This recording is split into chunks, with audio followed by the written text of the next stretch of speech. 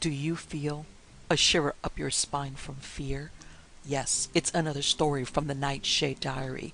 You know what that means. Check under the bed and make sure no one or nothing is there.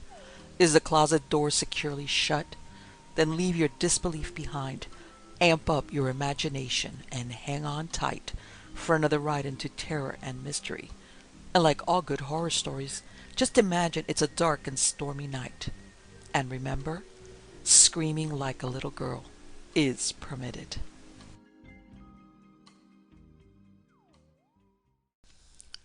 Passing of a God by Henry S. Whitehead. You say that when Carswell came into your hospital over in Port-au-Prince, his fingers looked as though they had been wound with string, said I encouragingly. It is a very ugly story, that, Canavan, replied Dr. Pelletier, still reluctant, it appeared. You promised to tell me, I threw in. I know it, Canavan, admitted Dr. Pelletier, of the U.S. Navy Medical Corps, now stationed here in the Virgin Islands. But, he proceeded, you couldn't use this story anyhow. There are editorial taboos, aren't there? The thing is too, what shall I say, too outrageous, too incredible? Yes, I admitted in turn. There are taboos, plenty of them. Still, after hearing about those fingers, as though wound with string, why not give me the story, Pelletier? Leave it to me whether or not I use it. It's the story I want, mostly. I'm burning up for it. I suppose it's your lookout, said my guest. If you find it too gruesome for you, tell me, and I'll quit. I plucked up hope once more. I've been trying for this story, after getting little scraps of it, which allured and intrigued me for weeks. Start in, I ventured, soothingly pushing the silver swizzled jug after the humidor of cigarettes from which Pelletier was even now making a selection. Pelletier helped himself to the swizzle frowningly. Evidently he was torn between the desire to pour out the story of Arthur Carswell and some complication of feelings against doing so. I sat back in my wicker lounge chair and waited. Pelletier moved his large bulk about in his chair. Plainly now he was cogitating how to open the tale. He began meditatively. I don't know if I ever heard public discussion of the malignant bodily growth except among medical people. Science knows little about them.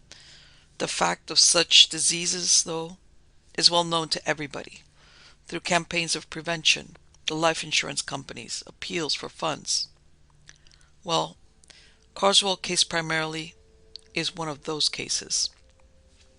He paused and gazed into the glowing end of his cigarette.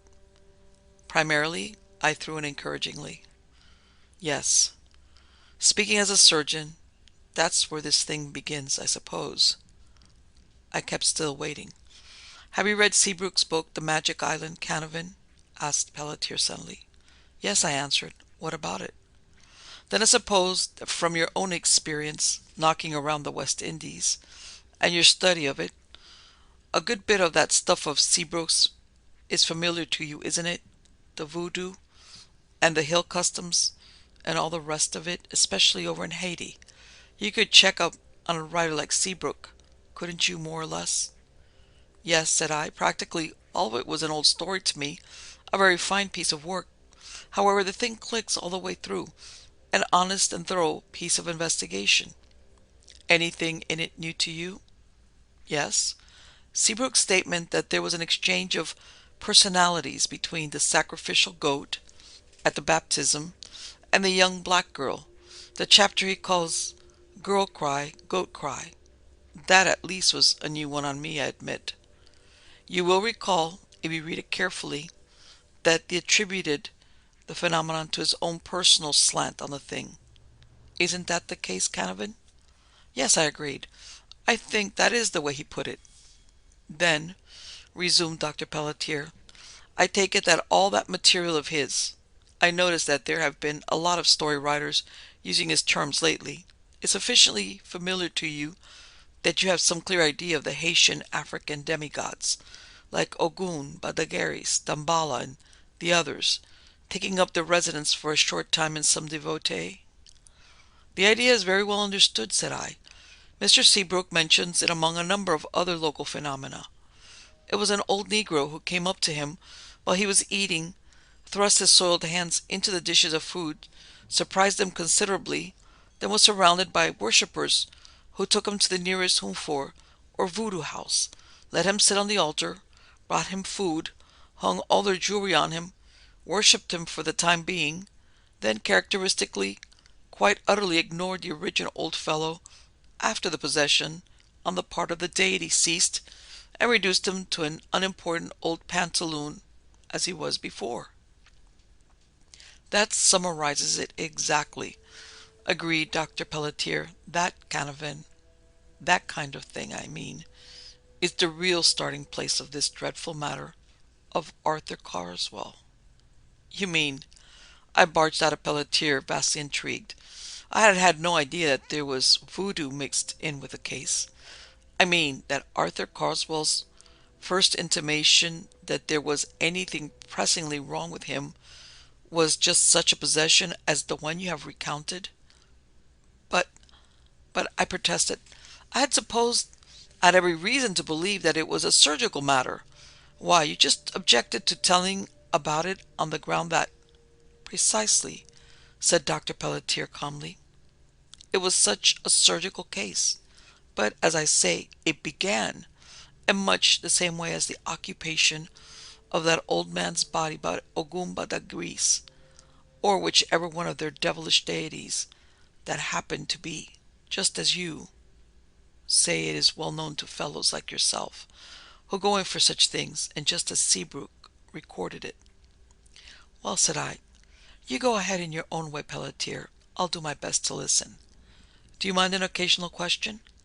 Not in the least, said Dr. Pelletier, considerately, shifted himself to a still more pronouncedly recumbent position in my Chinese rattan lounge chair, lit a fresh cigarette, and proceeded. Carswell had worked up a considerable intimacy with the snake worship of interior Haiti. All the sort of thing familiar to you. The sort of thing set out, probably, for the first time in English, at least in Seabrook's book. All the gatherings, and the baptism, and the sacrifices of the fowls, and the bull, and the goats, the orgies of the worshippers, the boom and thrill of the rata drums, all that strange, incomprehensible, rather silly surface deadly underneath worship of the snake, which the Dahomeans brought with them to old Hispaniola, now Haiti, and the Dominican Republic. He had been there, as you may have heard, for a number of years. Went there in the first place because everybody thought he was a kind of failure at home. Made a good living, too, in a way nobody but an original-minded fellow like him would have thought of. Shot ducks on the lagoon marshes, dried them, and exported them to New York and San Francisco, to the United States, two largest Chinatowns. For a failure, too, Carswell was a particularly smart-looking chap, in the English sense of that word. He was one of those fellows who was always shaved clean, freshly groomed, even under the rather adverse conditions of his living dans le Gaune by the salt marshes, and of his trade, which was to kill and dry ducks.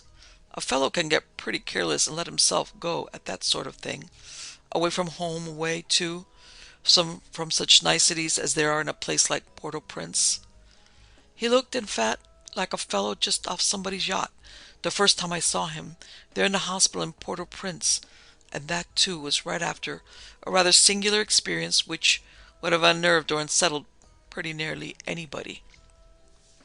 But not so old Carswell. No, indeed. I speak of him as old Carswell, Canavan. That, though, is a kind of affectionate term. He was somewhere about 45 then. It was 2 years ago, you see, and in addition to his being very spick and span, well-groomed, you know, he looked surprisingly young. Somehow, one of those faces which showed experience, but along with the experience of philosophy. The lines in his face were good lines, if you get what I mean. Lines of humor and courage, no dissipation, no let-down kind of lines, nothing of slackness such as you would see in the face of even a comparatively young beachcomber. No, as he strode into my office, almost jauntily there in the hospital, there was nothing whatever about him to suggest anything else but a prosperous fellow American, a professional chap for choice, who might, as I say, have just come ashore from somebody's yacht. And yet, good God, Canavan, the story that came out. Naval surgeon though he was, with service in Haiti, at sea, and Nicaragua, the China station to his credit, Dr. Pelletier rose at this point and almost agitatedly walked up and down my gallery. Then he sat down and lit a fresh cigarette. There is, he said reflectively, and as though weighing his words carefully, there is, Canavan, among various others, a somewhat wild theory that somebody put forward several years ago about the origin of malignant tumors. It never gained very much approval among the medical profession, but it has at least the merit of originality, and it was new. Because of those facts, it had a certain amount of currency, and there are those, in and out of medicine, who still believe in it. It is that there are certain nuclei, certain masses, so to speak, of the bodily material, which have persisted, not generally, you understand, but in certain cases, among certain persons, the kind who are susceptible to this horrible disease, which in the prenatal state did not develop fully or normally. Little places in the bodily structure, that is, if I make myself clear, which remain undeveloped. Something, according to this hypothesis, something like a sudden jar, or a bruise, a kick, a blow with a fist, the result of a fall or whatever, causes traumatism, physical injury, that is, to one of the focus places, and the undeveloped little mass of material starts in to grow, and so displaces the normal tissue which surrounds it. One objection to the theory is that there are at least two varieties, well known and recognized scientifically: the carcinoma, which is itself subdivided into two kinds, the hard and the soft carcinomas, and the sarcoma, which is a soft thing, like what is popularly understood by a tumor. Of course, there are tumors, particular kinds of tumors, malignant tumors. What lends a certain credibility to the theory I have just mentioned is the malignancy, the growing element.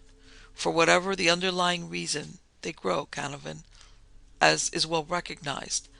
And this explanation I've been talking about gives a reason for the growth. The malignancy is really that one of the things seems to have, as it were, its own life. All this probably, I nodded. I did not wish to interrupt. I could see that this side issue on a scientific bypath must have something to do with the story of Carswell. Now, resumed Pelletier, notice this fact, Canavan. Let me put it in the form of a question, like this. To what kind of type of voodoo worshipper does the possession by one of their deities occur? From your own knowledge of such things, what would you say? To the incomplete, the abnormal, to an old man or woman, said I, slowly reflecting, or to a child, or perhaps to an idiot. Idiots, ancient crones, backward children, town fools, and the like, all over Europe, are supposed to be in some mysterious way in rapport with deity or with Satan. It is an established peasant belief. Even among the Mahometans, the moron or idiot is the afflicted of God. There is no other better established belief along such lines of thought. Precisely, exclaimed Pelletier. And Canavan, go back once more to Seabrook's instance that we spoke about. What type of person was possessed? An old doddering man, said I. One well gone in his dotage, apparently. Right once more. Note now two things. First, I will admit to you, Canavan, that theory I have just been expounding never made much of a hit with me. It might be true, but very few first-rate men in our profession thought much of it, and I followed that negative lead and didn't think much of it, or indeed much about it. I put it down to the vaporings of the theorist who first thought it out and published it, and let it go at that. Now, Canavan, I am convinced that it is true. The second thing, then, when Carswell came into my office in the hospital over there in Port-au-Prince, the first thing I noticed about him, I'd never seen him before, you see, was a peculiar, almost an indescribable discrepancy. It was between his general appearance of weather-worn cleanliness, general fitness, his smart appearance in his clothes, all that, which fitted together about the clean-cut, open character of the fellow, and what I can only describe as a pursiness. He seemed in good condition, I mean to say, and yet there was something somehow flabby somewhere in his makeup. I couldn't put my finger on it, but it was there. A suggestion of something that detracted from the impression he gave as being an upstanding fellow, a good fellow to have beside you in a pinch, that kind of person. The second thing I noticed, it was just after he had taken a chair beside my desk, was his fingers and thumbs. They were swollen, Canavan, looked sore as though they had been wound with string. That was the first thing I thought of, being wound with string. He saw me looking at them, held them out to me abruptly, laid them side by side, his hands, I mean, on my desk, and smiled at me. "I see you have noticed them, doctor," he remarked, almost jovially. "That makes it a little easier for me to tell you what I'm here for. It's, well, you might put it down as a symptom." I looked at his fingers and thumbs. Every one of them was affected in the same way, and ended up with putting a magnifying glass over them. They were all bruised and reddened, and here and there on several of them the skin was abraded, broken singularly.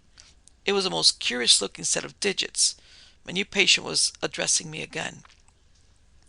"I'm not here to ask you riddles, doctor," he said gravely, this time, "but would you care to make a guess at what did that to those fingers and thumbs of mine?"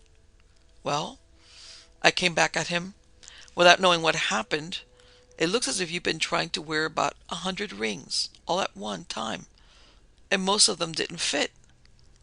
Carswell nodded his head at me. "Score one for the medico," said he, and laughed. "Even numerically you're almost on the dot, sir. The precise number was 106. I confess, I stared at him then, but he wasn't fooling. It was cold, sober, serious fact that he was stating. Only he saw that it had a humorous side, and that intrigued him, as anything humorous always did. I found out after I got to know Carswell a lot better than I did then. "You said you wouldn't mind a few questions, Pellicer," I interjected. "Fire away," said Pellicer. "Do you see any light so far?" "I was naturally figuring along with you, as you told about it all," said I. "Do I infer correctly that Carswell, having lived there, how long, 4 or 5 years or so?" "7 to be exact," put in Pellicer. "That Carswell, being pretty familiar with the native doings, had mixed into things, got the confidence of his neighbors in and around Léogane, became somewhat adept, had the run of the home for, so to speak, votre bouger, monsieur, the fortune-telling at the festivals and so forth, and had been visited by one of the black deities. That apparently, if I'm any judge of tendencies, is what your account seems to be leading up to. Those bruised fingers, the 106 rings.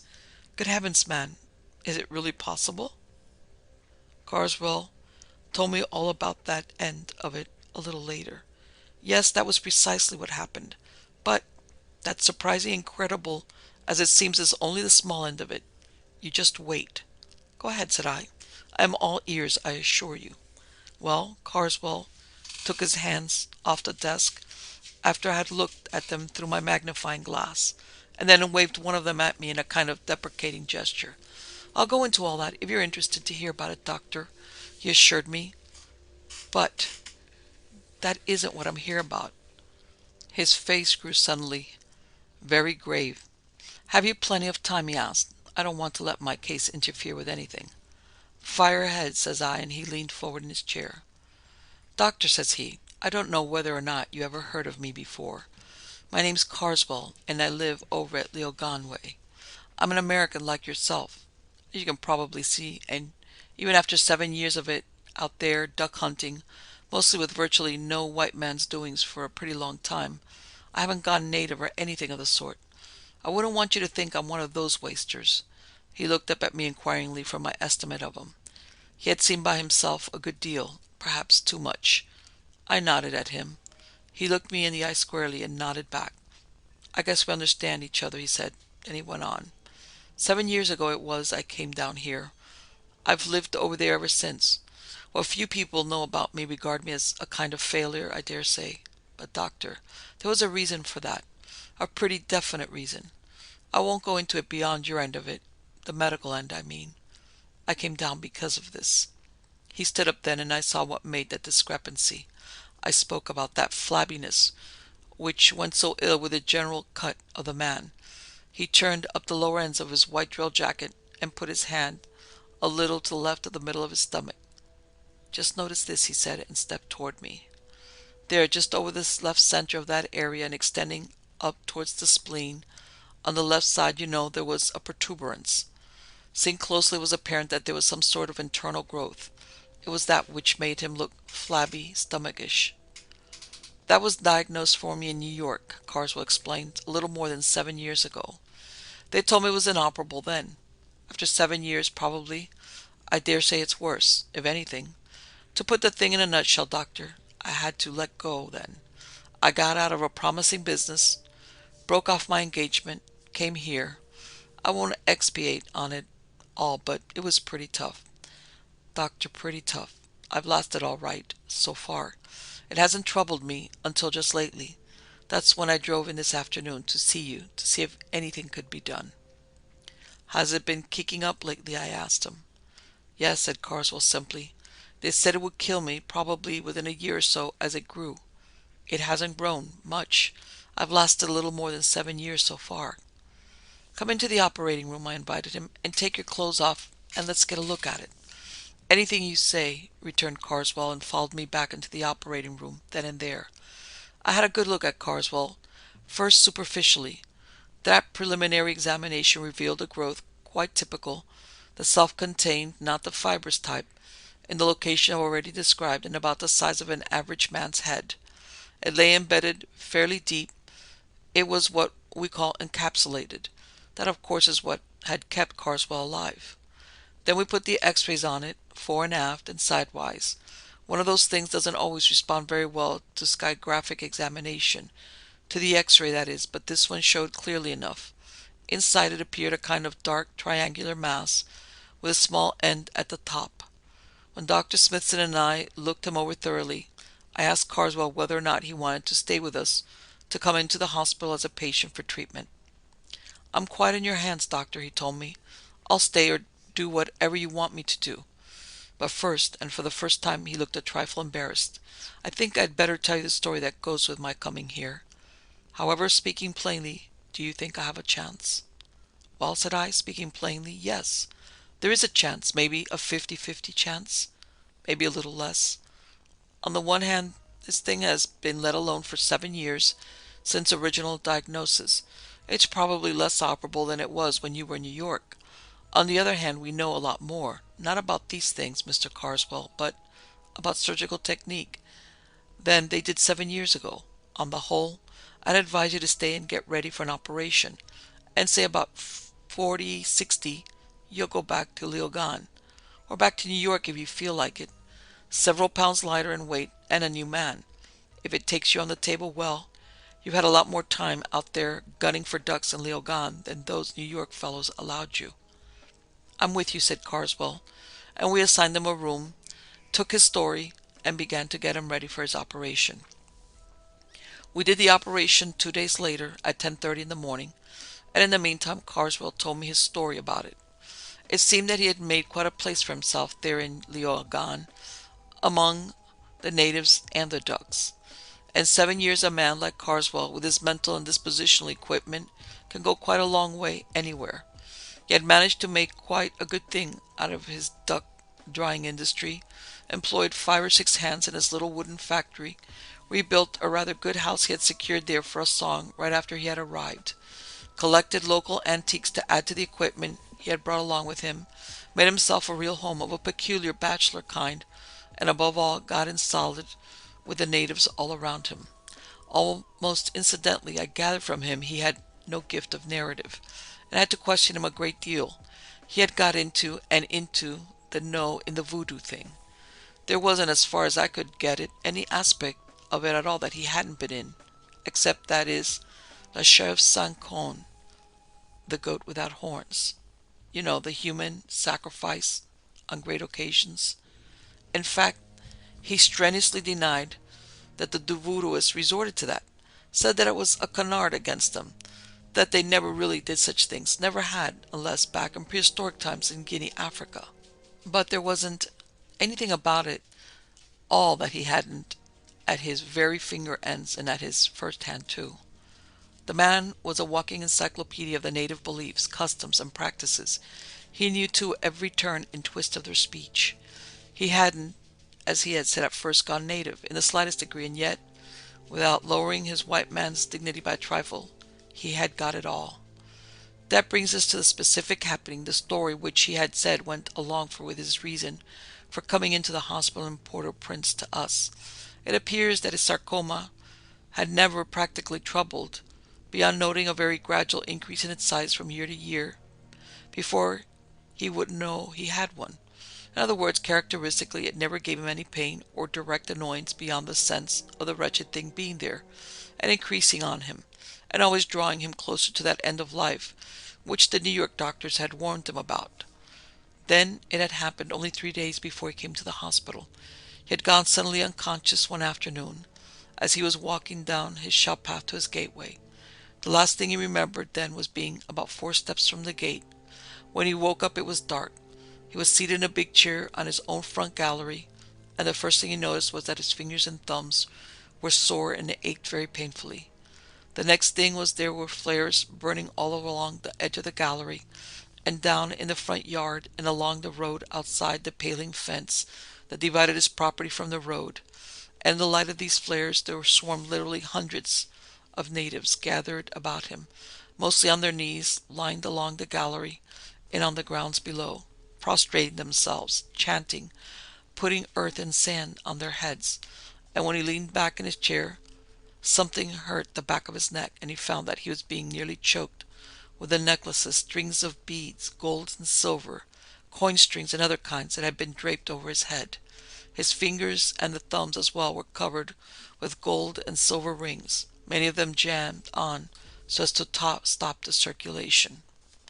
From his knowledge of their beliefs he recognized what had happened to him. He had, he figured, probably fainted, although such a thing was not at all common with him, going down to the pathway to the yard gate, and the Haytians had supposed him to be possessed, as he had several times seen other people, children, old men and women, morons, chiefly, similarly possessed. He knew that now that he was recovered from whatever had happened to him, the worship ought to cease, and if he simply sat quiet and took what was coming to him, they would, as soon as they realized he was himself once more, leave him alone, and he would get some relief from this uncomfortable set of surroundings, get rid of the necklaces and the rings, get a little privacy. But the queer part of it all was that they didn't quit. No, the mob around the house and on the gallery increased rather than diminished, and at last he was put to it from sheer discomfort. He said he came to the point where he felt he couldn't stand it all another instant, to speak up and ask the people to leave him in peace. They left him, he says, at that right off the bat immediately, without a protesting voice, but, and here was what started him on his major puzzlement, they didn't take off the necklaces and rings. No, they left the whole set of that metallic drapery, which they had hung and thrust upon him right there, and after he had been alone, as he had requested, and had gone into his house, and lifted off the necklaces and worked the rings loose, the next thing that happened was that old Pape Joseph, the local Palapois, together with 3 or 4 other neighboring Papalois, witch doctors from nearby villages, and followed by a very old man, who was known to Carswell as the Hugon, or head witch doctor of the whole countryside thereabouts, came into him in a kind of procession, and knelt down all around him on the floor of his living room, and laid down gourds from creams and bottles of red rum and cooked chickens, and even a big china bowl of Tanya soup, a dish he abominated, said it always tasted like soapy water to him, and then backed out, leaving him to these comestibles. He said this sort of attention persisted in his case right through the 3 days that he remained in his house in Leogane, before he started out for the hospital, would apparently still be going on if he hadn't come into Port-au-Prince to us. But this coming in was not in the least because of this. It had puzzled him a great deal, for there was nothing like it in his experience, nor, so far as he could gather from their attitude and the experience of the people about him, of the Papalois or even the Hugon himself. They acted, in other words, precisely as though the deity supposed to have taken up his abode within him had remained there, although there seemed no precedent for such an occurrence, and so far as he knew, he felt precisely just as he had felt right along, that is, fully awake and certainly not in anything like an abnormal condition, and very positively not in anything like a fainting fit. That is to say, he felt precisely the same as usual, except that he attributed it to the probability that he must have fallen on the round that time when he lost consciousness going down the pathway to the gate. He had been told a passer-by had picked him up and carried him to the gallery, where he had awakened. Later, these good Samaritans, meanwhile recognizing that one of the deities had dwelt in him, he felt the same except for recurrent, almost unbearable pains in the vicinity of his lower abdominal region. There was nothing surprising to him in this succession of the new painfulness. He had been warned that this would be the beginning of the end. It was in the rather faint hope that something might be done that he had come into the hospital. It speaks volumes for the man's fortitude, for his strength of character, that he came in so cheerfully, and agreed to what we suggested for him to do, remained with us facing those comparatively slim chances with complete cheerfulness. For we did not deceive Carswell. The chances were somewhat slim. 60-40, I had said, but as I afterward made clear to him, the favorable chances as gleaned from the mortality table were a good deal less than that.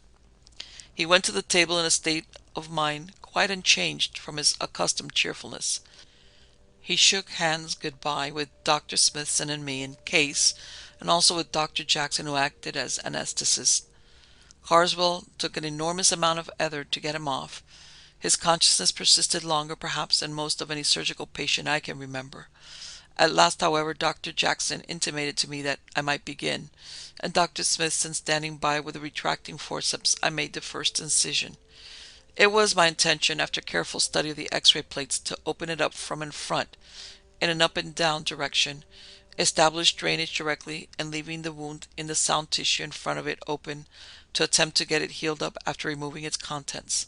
Such is the technique of the major portion of successful operations. It was a comparatively simple matter to expose the outer wall. This accomplished, and after a few words of consultation with my colleague, I very carefully opened it. We recalled that the X-ray had shown, as I mentioned, a triangular-shaped mass within. This apparent content we attributed to some obscure chemical coloration of the contents. I made my incisions with a greater care and delicacy, of course. The critical part of the operation lay right at this point, and the greatest exactitude was indicated, of course. At last the outer coats of it were cut through and retracted, and with renewed caution I made the incision through the inmost wall of tissue. To my surprise and to Dr. Smithson's, the inside was comparatively dry. The gauze which the nurse attending had caused to follow the path of the knife was hardly moistened. I ran my knife down below the original scope of the last incision, then upward from its upper extremity, greatly lengthening the incision as a whole, if you are following me. Then reaching my gloved hand within this long up and down aperture, I felt about and at once discovered that I could get my fingers in around the inner containing wall quite easily. I reached and worked my fingers in further and further, finally getting both hands inside and at last feeling my fingers touch inside the posterior or rear walls. Rapidly now I ran the edge of my hands around the inside and quite easily lifted out the inside. This, a mass weighing several pounds of more or less solid material, was laid aside on the small table beside the operating table, and again pausing to consult with Dr. Smithson. The operation was going, you see, a lot better than either of us had dared to anticipate, and being encouraged by him to proceed to a radical step which we had not hoped to be able to take, I began dissection from the surrounding normal tissue of the now collapsed walls. This, a long, difficult, and harassing job, was accomplished at the end of perhaps 10 or 12 minutes of grueling work, and the bag-like thing, now completely severed from the tissues in which it had been for so long embedded, was placed also on the side table. Dr. Jackson, reporting favorably on our patient's condition under the anesthetic, I now proceeded to dress the large aperture and to close the body wound. This was accomplished in a routine manner, and then, together, we bandaged Carswell, and he was taken back to his room to await awakening from the other. Carswell disposed of, Dr. Jackson and Dr. Smithson left the operating room, and the nurse started in cleaning up after the operation, dropping the instruments into the boiler and so on. a routine set of duties. As for me, I picked up the shell in a pair of forceps, turned it about under the strong electric operating light, and laid it down again. It presented nothing of interest for a possible laboratory examination. Then I picked up the more or less solid contents, which I had laid very hastily and without looking at it. You see, my actual removal of it had been done inside, in the dark for the most part, and by the sense of feeling, with my hands, you will remember. I picked it up. I still had my operating gloves on to prevent infection when looking over these specimens, and still not looking at it particularly, carried it out into the laboratory. Canavan, Dr. Pellicer, looked at me somberly through the very gradually fading light of late afternoon, the period just before the abrupt falling of our tropic dusk. Canavan, he repeated, honestly, I don't know how to tell you. Listen now, old man, do something for me, will you? Why, yes, of course, said I, considerably mystified. What is it you want me to do, Pellicer? My car is out in front of the house. Come on home with me, up to my house, will you? Let's say I want to give you a cocktail. Anyhow, maybe you'll understand better when you are there. I want to tell you the rest up at my house, not here. Will you please come, Canavan? I looked at him closely. There seemed to me a very strange and abrupt request. Still, there was nothing whatever unreasonable about such a sudden whim on Pellicier's part. Why, yes, certainly, I'll go with you, Pellicer, if you want me to. Come on then, said Pellicer, and we started for his car. The doctor drove himself, and after we had taken the first turn in a rather complicated route from my house to his, on the extreme airy top of Denmark Hill, he said in a quiet voice, Put together now, Canavan, certain points, if you please, in this story. Note kindly how the black people over in Leogan acted, according to Carswell's story. Note, too, that theory I was telling you about. Do you recollect it clearly? Yes, said I, still more mystified. Just keep those 2 points in mind, then, added Dr. Pellicer, and devoted himself to navigating sharp turns and plodding up 2 steep roadways for the rest of the drive to his house. We went in and found his houseboy laying the table for his dinner. Dr. Pellicer is unmarried, keeps a hospitable bachelor establishment. He ordered cocktails, and the houseboy departed on his errand. Then he led me into a kind of office, littered with medical and surgical paraphernalia. He lifted some papers off a chair, motioned me into it, and took another nearby. Listen now, he said, and held up a finger at me. I took that thing, as I mentioned, into the laboratory, said he. I carried it in my hand with my gloves still on, as aforesaid. I laid it down on the table and turned on a powerful light over it. It was only then that I took a good look at it. It weighed several pounds at least, was about the bulk and heft of a full-grown coconut, and about the same color as a hulled coconut, that is, a kind of medium brown. As I looked at it, I saw that it was, as the X-ray had indicated, vaguely triangular in shape. It lay over on one of its sides, under that powerful light, and Canavan, so help me God. Dr. Pellicer leaned forward towards me, his face working, a great seriousness in his eyes. It moved, Canavan, he murmured, and as I looked, the thing breathed. I was just plain dumbfounded. A biological specimen like that does not move, Canavan. I shook all over suddenly. I felt my hair prickle on the roots of my scalp. I felt chills go down my spine. Then I remembered that here I was after an operation in my own biological laboratory. I came close to the thing and propped it up on what might be called its logical base, if you see what I mean, so that it stood as nearly upright as its triangular conformation permitted. And then I saw that it had faint yellowish markings over the brown, and that what you might call its skin was moving, and, as I stared at the thing, Canavan, 2 things like little arms began to move, and the top of it gave a kind of convulsive shudder, and it opened straight at me, Canavan, a pair of eyes, and looked me in the face. Those eyes, my God, Canavan, those eyes. They were eyes of something more than human, Canavan, something incredibly evil, something vastly old, sophisticated, cold, immune from anything except pure evil. The eyes of something that had been worshipped, Canavan, from ages and ages out of a past that went back before all known human calculation. Eyes that showed all the deliberate, lurking wickedness that has ever been in the world. The eyes closed, Canavan, and the thing sank over onto its side and heaved and shuddered convulsively.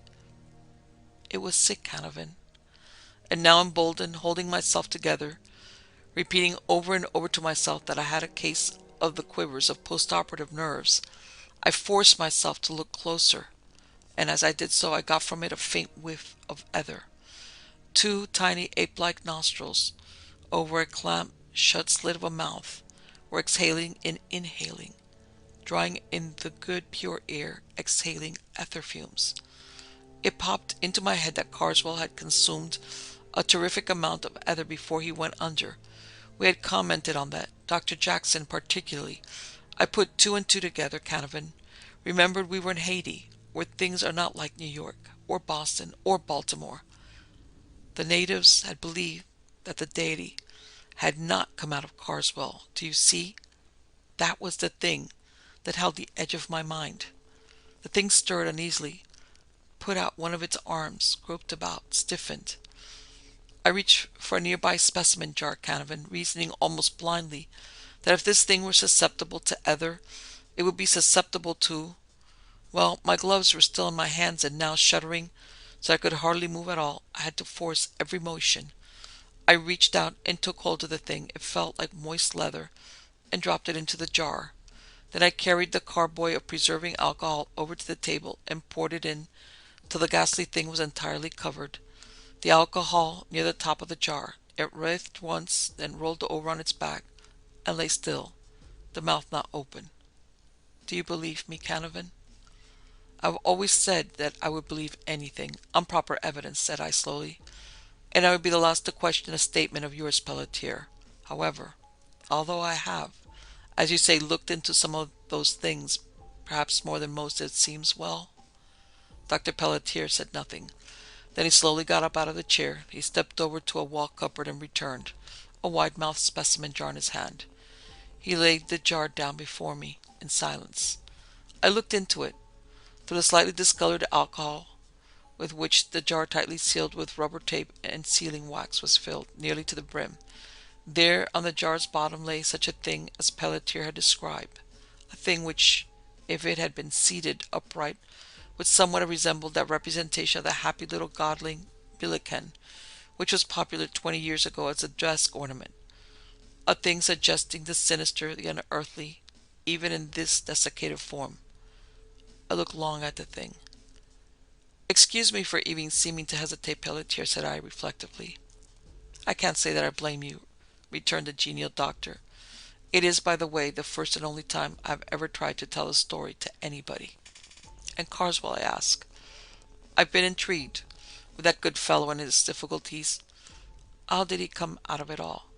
He made a magnificent recovery from the operation, said Pellicer, and afterward, when he went back to Leogan, he told me that the natives, while glad to see him, quite usual, had quite lost interest in him as the throne of a divinity. I remarked. It would seem that to bear out. Yes, said Pellicer. I've always regarded that fact as absolutely conclusive. Indeed, how otherwise could one possibly account for this? He indicated the contents of the laboratory jar. I nodded my head, in agreement with him. I can only say that, if you won't feel insulted, Pellicer, that you are singularly open-minded for a man of science. What, by the way, became of Carswell? The houseboy came in with a tray, and Pellicer and I drank to each other's good health. He came into Port-au-Prince, replied Pellicer, after he had done the honors. He did not want to go back to the States, he said. The lady to whom he had been engaged had died a couple of years before. He felt that he would be out of touch with American business. The fact is, he has stayed out here too long, too continuously, but he remains an authority on Haitian native affairs and is consulted by the High Commissioner. He knows literally more about Haiti than the Haitians themselves. I wish you might meet him. You'd have a lot in common. I'll hope to do that, said I, and rose to leave. The houseboy appeared at the door, smiling in my direction. The table is set for two, sir, said he. Dr. Pellicer led the way into the dining room, taking it for granted that I would remain and dine with him. We are informal in St. Thomas about such matters. I telephoned home and sat down with him. Pellicer suddenly laughed. He was halfway through his soup at the moment. I looked up inquiringly. He put down his soup spoon and looked across the table at me. "It's a bit odd," he remarked, "when you stop to think about it. There's one thing Carswell doesn't know about Haiti and what happens there." "What's that?" I inquired. "That thing in there," said Pellicer, indicating the office with his thumb in the way artists and surgeons do. "I thought he'd had troubles enough without that on his mind, too." I nodded agreement and resumed my soup. Pellicer has a cook in 1,000.